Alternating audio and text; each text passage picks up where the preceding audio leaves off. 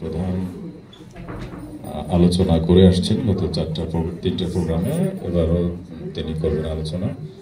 আমি বিনীতভাবে অনুরোধ করছি তিনি আমার প্রাণের নবী এই বিষয়ে মূল আলোচনা অংশগ্রহণ করবার জন্য। তিনি লেখক, গবেষক, ইসলামী বিশেষ করে কোরআন নিয়ে ওনার ভাবনা চিন্তা। আমি অনুরোধ করছি চৌধুরী মঞ্জুর লিয়াকত রুমি ভাইকে তার গুরুত্বপূর্ণ আলোচনা অংশগ্রহণ করার জন্য। জি,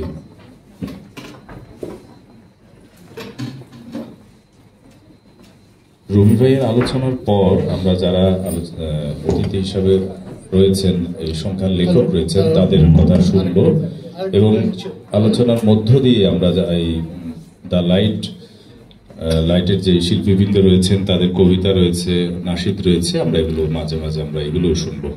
আমি অনুরোধ করছি চৌধুরী মঞ্জুর লিয়াকত রুমি ভাইকে তার গুরুত্বপূর্ণ আলোচনা অংশগ্রহণ করার জন্য।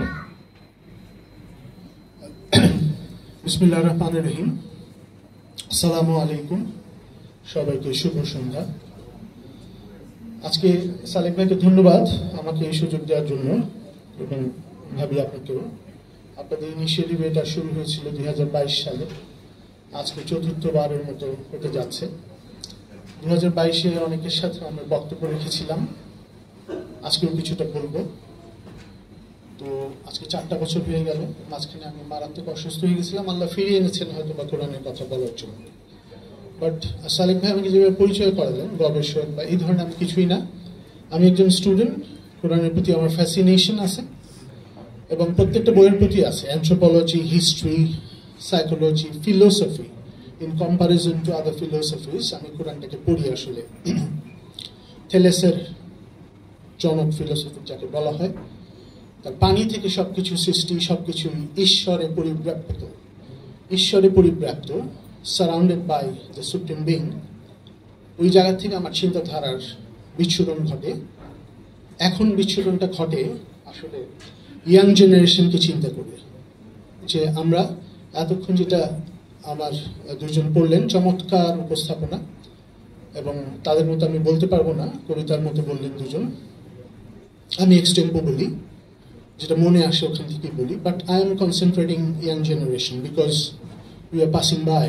আমাদের জানাটা হলো আমাদের পূর্বপুরুষরা যা শিখিয়ে দিয়েছেন অতটুকুই, বা যেটা চলছে সেটাই। আমি এটাকে কানেক্ট করব philosophical standing point of Quran which is conveyed by Muhammad sallallahu alaihi wasallam, যেটা দার্শনিক একটা ভিত্তি মুহাম্মদ সাল্লাল্লাহু আলাইহি ওয়াসাল্লাম দিয়ে গেছেন, নবীজি আমাদের প্রাণের নবী। আজকের যে আমাদের সংকলনটা হচ্ছে তাইও। আমার সামনে ইয়াং জেনারেশন আছেন, আমি অনেকে চিনি তাদেরকে। আমি একটু রিকোয়েস্ট করবো একটু কনসেন্ট্রেট করার জন্য, বিকজ কোরআন যখন পড়া হয় সূরা আরাফের 206 নম্বর আয়াত, তখন আমরা যেন মৌনও থাকি, চুপচাপ থাকি এবং কোরআন শুনি, অ্যাটলিস্ট কোরআনের কথা যখন পড়া হয়। তা আমি সবাইকে রিকোয়েস্ট করছি একটু কনসেন্ট্রেট করার জন্য। আমি সূরা বুরুজের 21-22 নম্বর আয়াত দিয়ে শুরু করি, যে আরশ হলো আল্লাহর ফেরেশতারা বহন করেন। সূরা মুমিনের 7-8 নম্বর আয়াত আমরা বলছি, এটা মানেটা কি আসলে? আরশ হলো অ্যাডমিনিস্ট্রেশন অফ সুপ্রিম অথরিটি, সৃষ্টিকর্তার অ্যাডমিনিস্ট্রেশন। এখানে সালেক ভাইয়ের মিসেস চমৎকার উপস্থাপন করলেন আয়াতুল কুরসি, 255 নম্বর আয়াত সূরা বাকারার। কুরসি মানে চেয়ার, আসন। এই আরশে আসন গ্রহণ করে তিনি চিন্তা করলেন, যেহেতু আমি সৃষ্টির প্রথম থেকেও আছি, একদম শেষ পর্যন্ত থাকবো, অদৃশ্য সবকিছু আমি জানি, যেগুলো দৃশ্যমান তাও জানি। এটা সূরা হাদীদের 3 নম্বর আয়াত। Connectivity, Quran is a permutation combination. এই আয়াতের সাথে ওই আয়াত, ওই আয়াতের সাথে এই আয়াত যখন মানুষ পড়বে, কোরআনের আসল অর্থ বারবার পড়ো। কোরআনের মানেই কিন্তু তাই, রিড রিপিটেডলি, বারবার পড়লে you can connect with other আয়াতস এবং পাজলটা মিলাতে পারবেন। দেখেন, আরশ, কুরসি, প্রথম থেকে শেষ পর্যন্ত থাকবো, আর সব অ্যাবলিশড হয়ে যাবে, শেষ হয়ে যাবে।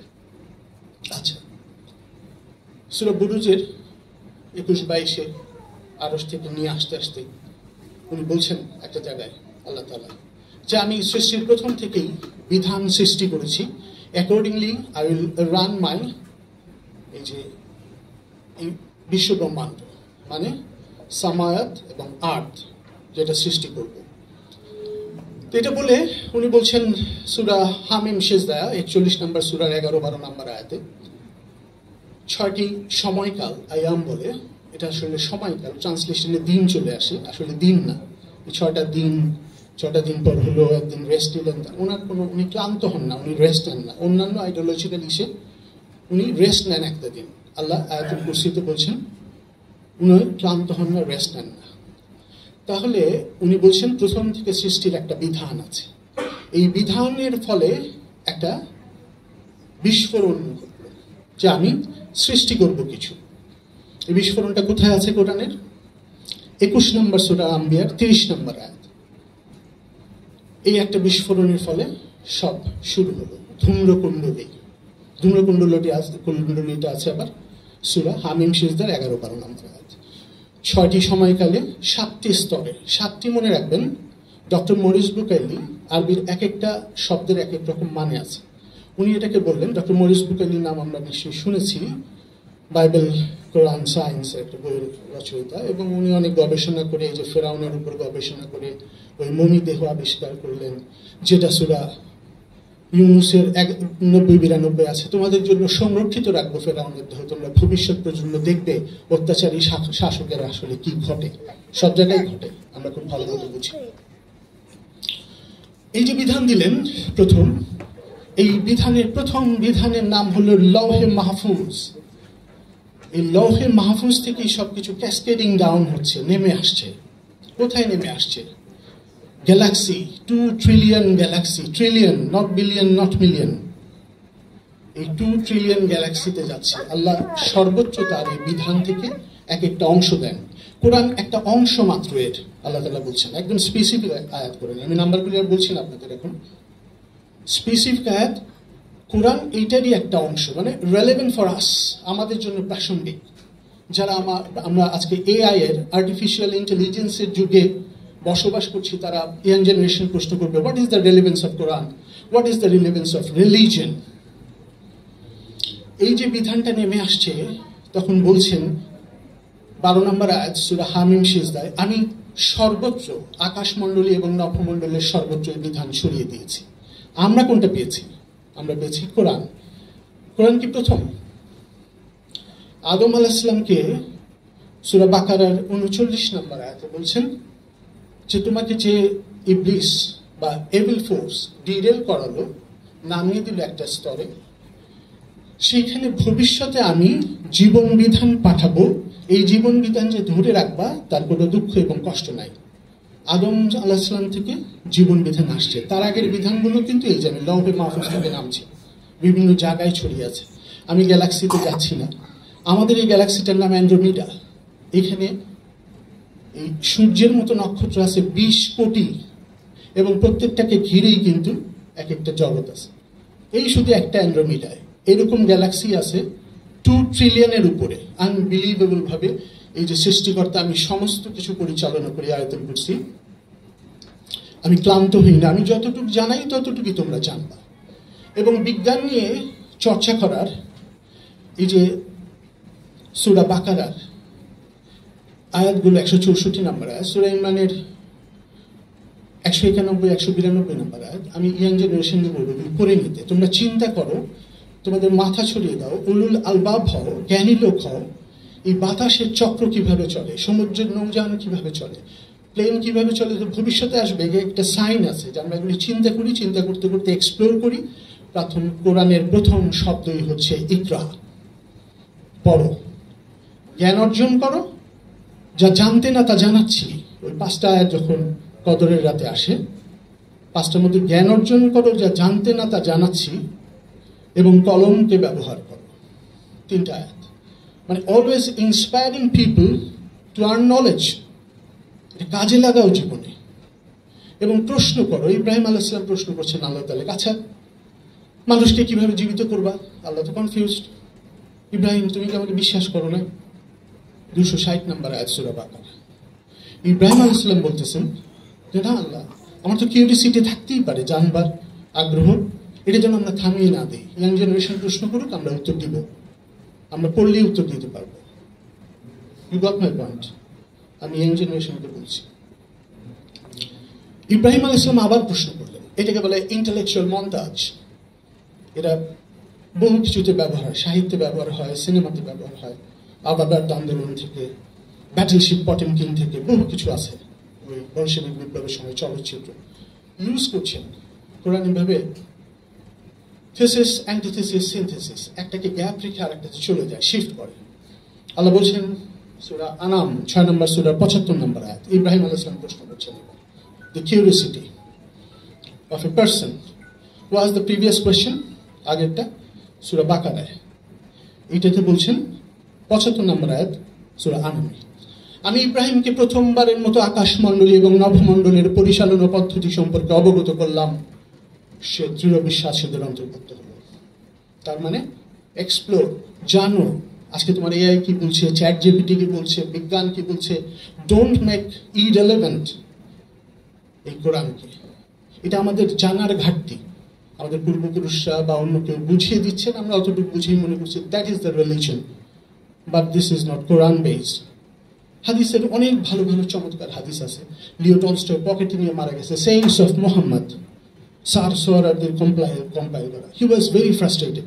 অ্যানা ক্যারেনিনা, ওয়ারেন পিসের লেখক, হতাশা। তার স্ত্রীর সাথেও তার দূরত্ব ছিল। বরফের মধ্যে মারা গেলেন, পকেটে পাওয়া গেল সেই বইটা, saints of Mohammad. Or original copy আমার কাছে আছে। 1907 সালে এটা লিও টলস্টয় উপহার দিয়েছিলেন তাকে। এই যে জায়গাটা আমরা যখন বুঝতে পারবো যে জ্ঞান অর্জন কাকে বলে, কোরআনটা আসলে কি এমফেসিস করতেছে, তখন ক্যাসকেডিং ডাউন হবে। আমার এখানে 11 নম্বর পাতে একটা আর্টিকেল আছে, এটা যদি আপনারা একটু পড়েন, আমি এই মানেগুলি নিয়ে আসছি আজকে আমাদের বাস্তবতার সাথে, জীবনের সাথে। লৌহে মাহফুজ থেকে আসলো, নেমে আসলো কোরআন, ইকরা প্রথম শব্দ, ঈমান আসবে কিভাবে? আগে তো আমাকে জানতে হবে। আল্লাহ বলতেছেন মুহাম্মদ সাল্লাল্লাহু আলাইহি ওয়াসাল্লাম, আজকে নবীজির নামে যে সূরাটা আছে 47 নম্বর সূরা 24 নম্বর আয়াত, আরো প্রচুর আয়াত আমি বলতে পারবো, বাট একটা রেফারেন্স। তোমরা কি গভীর ধ্যানে কোরআন নিয়ে নিমগ্ন হবে না, নাকি হৃদয়ে তালা দিয়ে রাখবে, সেই তালা খুলবে না? আমরা খুব মাইনরলি আয়াতটা মনে রাখি। তোমরা কি খুব গভীর ধ্যানে কোরআন নিয়ে একটু নিমগ্ন হবে না? তোমার এই সময় নাই, সারাদিন এত ব্যস্ততা, আমার জন্য একটু সময় দিবে না, জানবে না? হৃদয়ের তালাটা খুলো, আল্লাহ বলছেন আমাদের। খুলবে না, নোট অফ ইন্টারোগেশন, খুলবে না আমাদেরকে বলছেন, তা আমরা খুলতে হবে। এই নবী সাল্লাল্লাহু আলাইহি ওয়াসাল্লাম এইভাবেই আল্লাহর কাছ থেকে নিচ্ছেন। নিতে নিতে এই যে বিধান আসলো, ইকরা পড়ো, জ্ঞান অর্জন করো, তারপরে আমরা এক একটা সাবজেক্টে যাব। আল্লাহ বলছেন রুকুকারীদের সাথে রুকু দাও। রুকুকারী কারা? যারা সৎ কাজ করছে, ভালো কাজ করছে এবং ভালোর দিকে সম্পূর্ণরূপে অনুগত হতে চাচ্ছে। সম্পূর্ণরূপে অনুগত হওয়া মানে সেজদা। আর সেজদার যে স্থান, বিরাট স্থান, সুজুদ শব্দ থেকে, মসজিদ। আমাদের এই যে সালাত হয়, চমৎকারভাবে 5 বার যাচ্ছি আমরা, কিন্তু এর ইনার মিনিং একটা মানুষ যখন বাইরে থেকে বুঝতে যাবে, বিভিন্ন ধর্ম বর্ণ নির্বিশেষে একটা মানুষ, তখন আমাকে যদি বলে আপনারা এখন মাগরিবের নামাজ পড়ে এসে এখানে বসে আছেন, আমাকে বলেন তো ওখানে আসলে কি জানলেন, কি পড়লেন, কি ইনস্ট্রাকশন ছিল, আমাকে একটু বুঝাতে পারবেন? আমি কেন এটার সাথে ইনভলভ হব? আমরা বলবো ভাই খুব ভালো জিনিস, আসেন, ভালো লাগবে, এতটুকু। বাট আমরা আমাদের কনসেন্ট্রেশন করি নাই কখনো, হৃদয়ের তালা খুলি নাই। ওই জায়গাটা নিয়ে আজকে একটু আলোচনা করব। এই আলোচনাটা আপনারা একটু মন দিয়ে শুনেন, ভালো লাগবে হয়তো। তাহলে আমরা রুকুকারীদের সাথে রুকু করব, ভালো মানুষদের সাথে আমরা এগিয়ে যাব। ইহদিনাস সিরাতাল মুস্তাকিম সিরাতাল লাযিনা আনআমতা আলাইহিম গায়রিল মাগদুবি আলাইহিম ওয়ালাদ-দালিন। ভালো মানুষের সাথে সঙ্গ দাও, খারাপ মানুষ থেকে দূরে সরিয়ে রাখো। এই যে জায়গাটা, এই প্রিন্সিপালটা ফলো করার জন্য নবীজি আবার ভালো খারাপ মানুষ তো বুঝাতে হবে। উনি হতাশ হয়ে যেতেন মাঝে মাঝে। 18 নম্বর সূরা কাহফের 6 নম্বর আয়াতে বলছেন, আপনি কি এরা জ্ঞান অর্জন করছে না বলে, বুঝছে না বলে আপনি কি হতাশায় আত্মাহুতি দিবেন? কথাটা এরকম, এত হতাশ হয়ে গেছিল। তখন তাকে বলছেন বিভিন্ন আয়াতে এদের উপেক্ষা করেন একটা সময় পর্যন্ত, আবার বুঝান যখন তারা বুঝবে, বুঝাতে হবে। তাই আমরা আস্তে আস্তে একটু নিচে নামি এই বুঝাইবার ক্ষেত্রে। একেবারে আমাদের এই নামাজ, রোজা, হজ, জাকাত এবং ঈমান, বিশ্বাস, এই 5টা বিষয় থেকে আমরা অন্যান্য বিষয়ে একটু যাব। কোরবানিতে যাব, আমরা যে পালন করে থাকি আমাদের আনুষ্ঠানিক কর্মকাণ্ড, আমাদের খুব ভালো লাগে, আমাদের পরিবার একসাথে করি, আমরা নামাজ পড়ি আমাদেরকে ভালো রাখার জন্য, কোরআন তেলাওয়াত করি। তো আল্লাহ 121 নম্বর আয়াত সূরা বাকারায় বলছেন, এটা অনুধাবন করো, অনুসরণ করো, নাহলে কিন্তু সত্যিকারের বিশ্বাসী হতে পারবা না। তেলাওয়াতের আসল অর্থই আসলে অনুধাবন এবং অনুসরণ করা, এটা বুঝতে হবে। এই লোকটার প্রিন্সিপাল বলছি আমি, আপনারা তার ইতিহাসের কিছু অংশ বলেছেন, আমি তার প্রিন্সিপাল, নীতিবোধগুলো যেগুলি তিনি দিয়ে যাচ্ছেন। এবং উনি কি বলছেন, এটাকে বলে এনলাইটেনমেন্ট। আমাদেরকে কেউ জিজ্ঞেস করলে, আমি বড় বড় দার্শনিকদের কথা পড়েছি, তারা সবাই বলে this time I am enlighten, I am not gonna come again. তারা মনে করে যে আবার আসবে আত্মা। খুব বড় বড় দার্শনিক, আর আসবো না, আমি এনলাইটেন হয়ে গেছি। এই জায়গাটাই ভুল। নবীজি কি বলছেন এখানে, এই ফিলোসফিগুলো পৃথিবীতে ছড়ানো নাই, এই জন্যই সমস্যাটা হয়। উনি সূরা 46 নম্বর সূরা আহকাফের 9 নম্বর আয়াতে বলছেন, আমি আগের রসুলদের মতোই, ওই যে আদম আলাইহিস সালাম থেকে শুরু হলো, আমি আগের রসুলদের মতোই, আমিও জানি না এই পরের মুহূর্তে আমার জীবনে, তোমার জীবনে এবং তাদের জীবনে কি ঘটতে যাচ্ছে। আমি ততটুকু জানি, গায়েবের খবর যতটুকু সৃষ্টিকর্তা আমাকে জানান। এটা আবার 188 নম্বর আয়াত সূরা আরাফে। আমি যদি গায়েবের খবর জানতাম, আমি আমার আরো অনেক উন্নতি করতে পারতাম, বাট আমি ততটুকুই ফলো করি যতটুকু উনি আমাকে ওহী জানাচ্ছেন। এই কোরআনের আয়াতগুলো ফলো করছি, তার মানে এই প্রিন্সিপালগুলি আগে আমাদের ধারণ করতে হবে। উনি ফলো করছেন বলি আজকে আমরা তাকে নিয়ে অনুষ্ঠান করছি, শুধু প্রেইজ, শুধু প্রেইজ, শুধু প্রেইজ। বাট আমরা চিন্তা করছি না এই মানুষটা কত কষ্ট করে গেল, সেই কষ্ট আমাকে একটু ধারণ করা দরকার। হতাশায় কোথায় চলে যাচ্ছিল এদের অত্যাচারে, আমরা ধারণ করছি না। আমরা শুধু একটা অনুষ্ঠান করছি, একটু চা খাচ্ছি, বই ছাপাচ্ছি, জীবনে ধারণ করছি না। এটা বাচ্চাকে বুঝাতে পারছি না এই ধর্মটা আমি মানবো কেন। ধর্মটা অন্য কিছু দেখছে, কোরআনটা তো আসছে না সামনে। যার ফলে ধর্মের একটা সংজ্ঞা আপনারা সব সময় মনে রাখবেন। এটা 30 নম্বর সূরা রুমের 30 নম্বর আয়াত। এটা একটু মনে রাখেন, একটা সংজ্ঞা কোরআনের, ধর্মের সংজ্ঞা। সেটা হলো, তোমরা যে ফিতরাত, যে সৎ গুণাবলী নিয়ে ছোট্ট একটা শিশু জন্মগ্রহণ করেছো, এটাকে মৃত্যু পর্যন্ত টেনে নিয়ে যাও। মৃত্যু পর্যন্ত টেনে নিয়ে যাও মানে কি, এই সৎ প্রকৃতির উপরে তোমরা অবস্থান করো এবং এই সৎ প্রকৃতিকে দূষিত বিকৃত করো না। এটাকে দূষিত বিকৃত মানে আমরা নষ্ট না করি ফিতরাতকে। একটা শিশু জন্ম নেয়, আশেপাশে দেখে বাবা মা ঝগড়া করছে, ফ্যামিলিতে দ্বন্দ্ব, বাইরে গোলমাল, ওখানে ককটেল মারছে, এখানে ছিনিয়ে নিচ্ছে, এখানে কমিটমেন্ট দিচ্ছে, কমিটমেন্ট রাখছে না, পৃথিবীব্যাপী প্যালেস্টাইনের মতো শিশুদেরকে হত্যা করছে, পৃথিবীব্যাপী এই গোলমাল চলছে।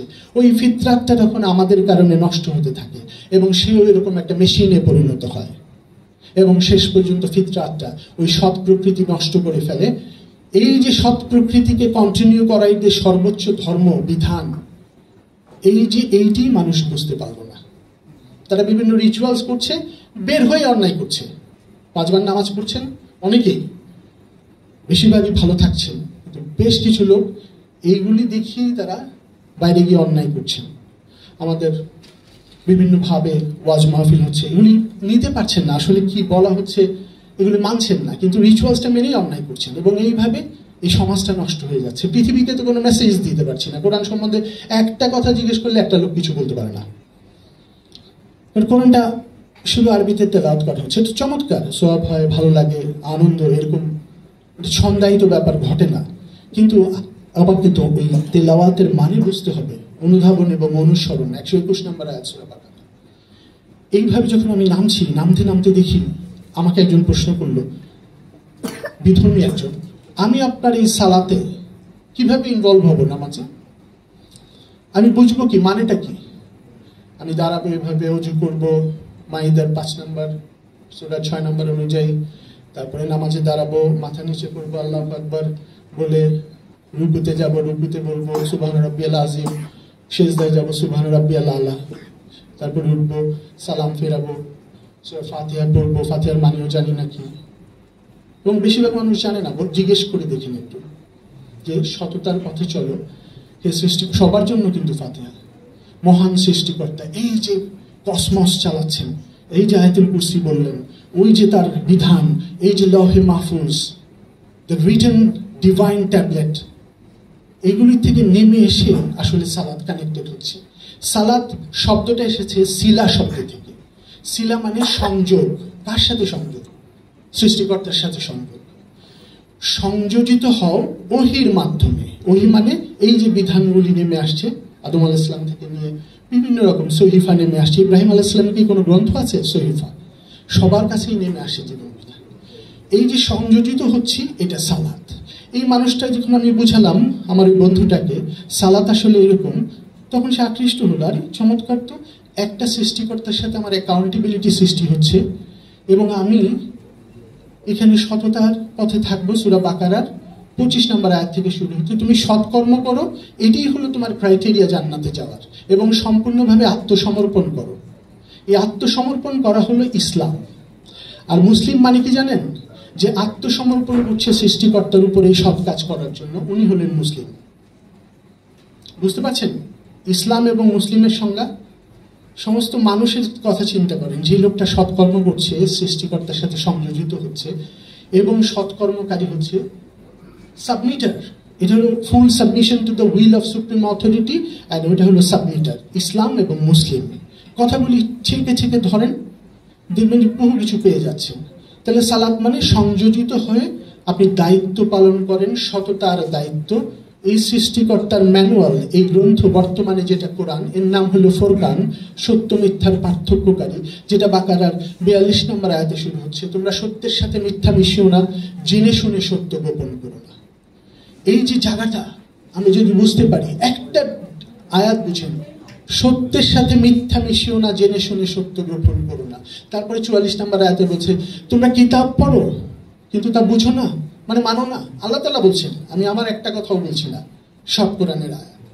আপনারা এগুলি মানুষের সাথে আলাপ করবেন, কয়জন এটা শিখছে জানছে, এটাকে একটু ইন্সপায়ার করবেন। এই যে ইয়াং জেনারেশন আমার সামনে বসে আছে, ওরা এখানে disconnected, because they are living in a era of artificial intelligence, chat GPT, world wide global village. এই গ্লোবাল ভিলেজের অন্য জায়গায় চলে যাচ্ছে। এখানে বুঝাবেন কিভাবে? মা বাবার কথা শুনবে না তো তারা, কি ইরেলেভেন্ট কথা, অপ্রাসঙ্গিক কথা বুঝাচ্ছে। এগুলো বুঝান, চর্চা করতে হলে আসবেন। তাহলে সালাতটা বুঝালাম। সালাতের পর কি আসে? সালাতের পর আমরা জাকাতে চলে যাই। জাকাত আপনারা দেখবেন সূরা তওবার 60 নম্বর আয়াতে বলছে, কয়েকটা খাত দিয়ে দিয়েছে না, জাকাত। আসলে ওখানে শব্দটা হলো সাদাকা, জাকাত ওখানে শব্দটা না। জাকাত আমরা যেটা দিচ্ছি 2.5%, চমৎকার দরিদ্র মানুষের জন্য। আর কোরআন কি বলছেন জানেন? কি দান করব? আল্লাহ বলছেন তোমার প্রয়োজনের অতিরিক্ত দান করো, সূরা বাকারার 219 নম্বর আয়াত।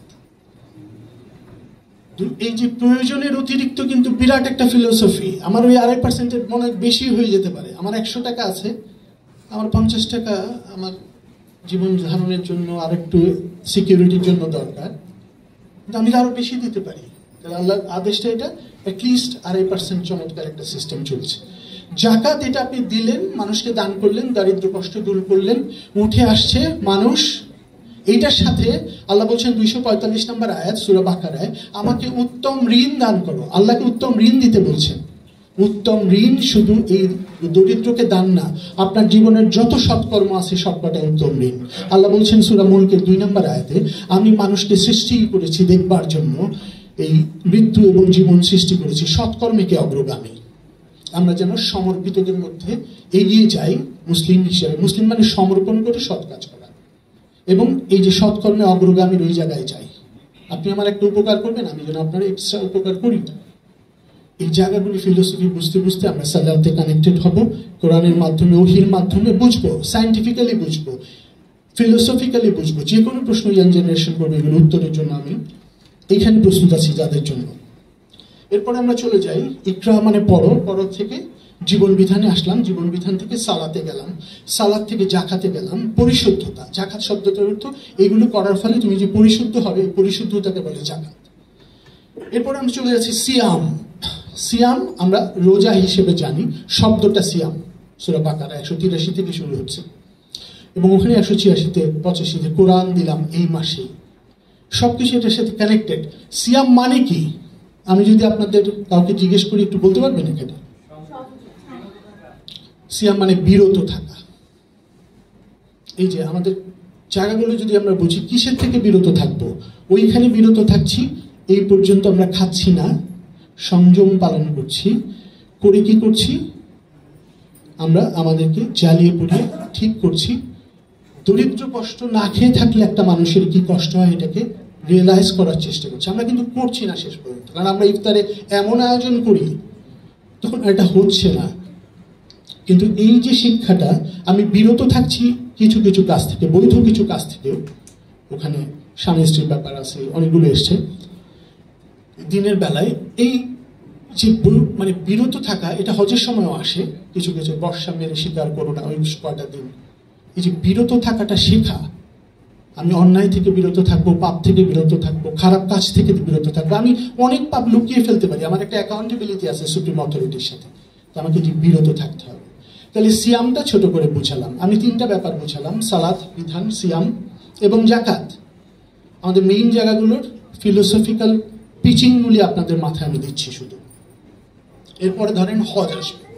হজের আগে আমি একটু জুম্মার কথা বলি। আমরা এই যে শুক্রবার দিন আমরা জুমার নামাজে যাই। জুমা মানে কি?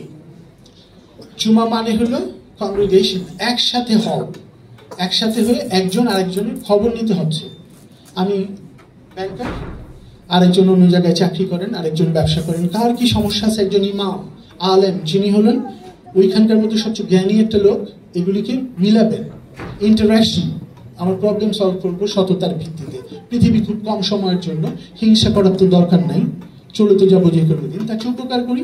এই জুমায় মিলিত হওয়ার একটা জায়গা হলো এই জিনিসটা। এবং সূরা জুমায় বলতেছে যখন তোমাকে ডাক দেওয়া হয় 9 নম্বর আয়াতে, 62 নম্বর সূরা জুমা, তুমি আসো, এই বিধানের ডাকে আসো, বিধানের ডাকে। এবং এখানে শিখে কিছুক্ষণের জন্য উনি শিখাতেন মোহাম্মদ সাল্লাল্লাহু আলাইহি ওয়াসাল্লাম, এরকম আমাদের মতো অনুষ্ঠানে চলে যাও, তারপরে এই জায়গাটা একটু প্রিন্সিপালটা নিয়ে যাও। এবং 10 নম্বরে বলছে তোমাদের অনুগ্রহ সন্ধানে বের হয়ে যাও, আর বসে থেকো না। তুমি চাকরি করো, তুমি ব্যবসা করো, কষ্ট করতেছো, মা অসুস্থ, ওইখানে যাও। 10 নম্বর আয়াত। 11 নম্বরে অনেকে তোমাকে ভুল পথে নেওয়ার জন্য, ওখানে ব্যবসা বাণিজ্যের জন্য অনেকগুলো লোক উঠে গেছিলেন নবীজি যখন বক্তব্য রাখছিলেন। 11 নম্বর আয়াত, তো তোমরা উঠে যেও না, এই বিধানটা জানো। তাহলে জুমা এইটারই একটা বড় ভার্সন হলো হজ। হজ মানে হলো ডায়ালগ। হজ কোথায়? কাবায়। আমরা সূরা বাকারার 125 নম্বর আয়াতে দেখব, আমি কাবাকে মানব জাতির মিলন কেন্দ্র করেছিলাম এবং নিরাপদ আশ্রয়স্থল করেছিলাম। দেখেন, হজ হলো মানব জাতির মিলন কেন্দ্র এবং নিরাপদ আশ্রয়স্থল। এবং 5 নম্বর সূরা মাইদার 97 বলছে আমি এটাকে কল্যাণ কেন্দ্র করেছিলাম। 3টা শব্দ মিলান, মানব জাতির মিলন কেন্দ্র কাবা, নিরাপত্তা স্থল, একজন আরেকজনকে নিরাপত্তা দিবে, এবং কল্যাণ কেন্দ্র। আয়াতগুলো আমি বলে দিলাম রেফারেন্স। এখানে কি করবো আমরা হজে? এই যে মিলন, এখানে আমরা অনেক কিছু নিব, একেবারে গ্লোবাল ভিলেজ থেকে নিব। এই প্রিন্সিপালগুলো যখন আমরা নিতে পারবো, তখন আমি বুঝবো আসলে কোরবানি। ওখানে কোরবানি করতে হয় না? ইব্রাহিম আলাইহিস সালাম, বিভিন্ন জায়গা থেকে মানুষ আসছে, বলছে তুমি পায়ে হেঁটে আসো, উঠে চলে আসো, দরিদ্র মানুষ আসছে, পাথেও নিয়ে আসো। হজের সময় পাথেও নিতে বলছে আয়াত। কিন্তু কয়জন নিতে পারে? কষ্ট করে 6 মাস 7 মাস খাবার নাই, কিছু নাই, সেখানে বলছে তুমি কোরবানি করো। এবং এটা চাক না চাক, দরিদ্র চাক না চাক, কথাটা এরকম। সূরা হজের 28 নম্বর, 22, 28 এবং 36 নম্বর আয়াত, চাক না চাক দরিদ্র মানুষকে খাও। অনেকে চাইবে না, দেখবেন সূরা বাকারার 273 নম্বরে আছে যে অনেকে তোমার কাছে কিচ্ছু চাইবে না, ওরা ধর্ম নিয়ে, সততা নিয়ে কাজ করে, তুমি এদেরকে চিনে নাও, তারপরে তুমি দান করো। এই ধরনের মানুষ ওখানে আসবে, চাক না চাক খাও।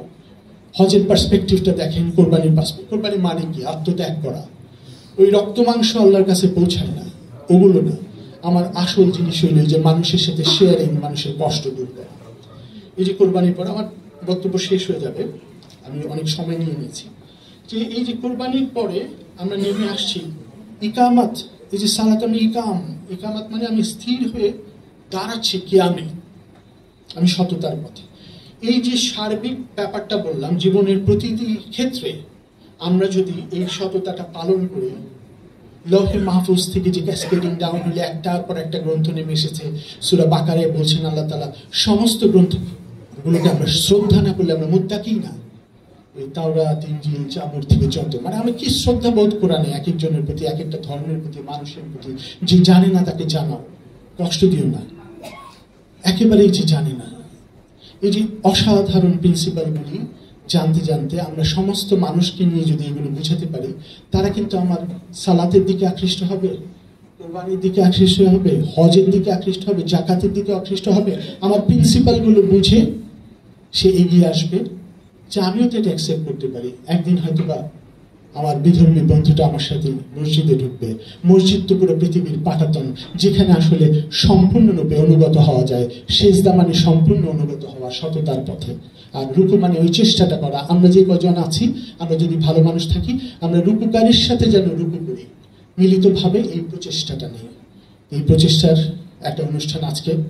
নবীজি সাল্লাল্লাহু আলাইহি ওয়াসাল্লাম এত হাম্বল, এত চমৎকার একজন মানুষ, নিজেকে কোথায় নেমে আসছেন আমি গায়েব জানি না, আল্লাহ থেকে জানাচ্ছেন। তিনি একটা হাম্বল মানুষ, বলছেন যতটুকু জানান ততটুকুই জানি, আমি জানি না। এই আমরা যেখানে আছি আমাদেরকে বলছেন তোমাদের কি হতে যাচ্ছে, আপনাদের আমার কি হতে যাচ্ছে পরের মুহূর্ত জানি না। কি এনলাইটেনমেন্ট, হাইয়েস্ট লেভেল অফ অহংকারকে ছেড়ে দেওয়া। আল্লাহ তাআলা সূরা লোকমানের 16 থেকে 19 বাচ্চাকে বোঝাচ্ছেন অহংকার করো না, গলার আওয়াজকে এমন করো না যে গাধার কণ্ঠস্বরের মতো হয়, কর্কশ করো না, মানুষের সাথে ভালো ব্যবহার করো, নমনীয় ভাষায় কথা বলো। যেটা আমরা সূরা বনী ইসরা 17 নম্বর সূরা বনী ইসরাঈল, সেটার 37 নম্বর আয়াতে দেখি। এই যে নবীজির হাম্বলনেস থেকে এতটুকু শিখি, আমাদের প্রিয় নবী, প্রাণের নবী কি শিখাচ্ছেন। তোমরা মাটিতে এমন ভাবে চলো না, খেয়াল রেখো তোমরা মাটিকে বিদীর্ণ করতে পারবে না, এত শক্তি তোমার নাই। এমন ভাবে চলো না, ওই পাহাড়ের দিকে তাকাও, ওই পর্বত আমি ভারসাম্যের জন্য রক্ষা করছি, ওই পর্বতকেও ছাড়িয়ে যেতে পারবে না। আজকে এতটুকুই থাকুক, ইনশাআল্লাহ সামনে আমরা এটা যদি কন্টিনিউ করতে পারি। আপনাদের ফোন নাম্বার আমাকে দিতে পারেন, আমি ইন্টারেক্ট করি কিছু প্রোগ্রামে। আমি ইয়াং জেনারেশনের প্রতি আকৃষ্ট, আমরা তো চলেই যাব। এদেরকে এই এআই এর যুগে কোরআনকে কিভাবে তারা ধারণ করতে পারে, সেই জায়গাটা যেন আমরা দিয়ে যেতে পারি, সমস্ত মানুষকে রেসপেক্ট করে, ধর্ম, বর্ণ, জাতি, যারা মানছে না, যাদেরকে নাস্তিক বলা হয়, আমরা সম্মানটা জানিয়ে যেন সবাইকে কোরআনের মধ্যে নিয়ে আসতে পারি, একটা প্রিন্সিপালটা যেন দিতে পারি। তারপরে আল্লাহ বলছেন নবীজিকে, তুমি তো তাদের কর্মবিধায়ক নাও, তাদেরকে একেবারে লাইনে এনে দাঁড় করিয়ে দিবা তা না, তোমার দায়িত্ব শুধু এই কোরআনটা পৌঁছে দেওয়া। ধন্যবাদ সবাইকে, আপনারা কষ্ট করে শুনলেন। আসসালামু আলাইকুম ওয়া রাহমাতুল্লাহি ওয়া বারাকাতুহু।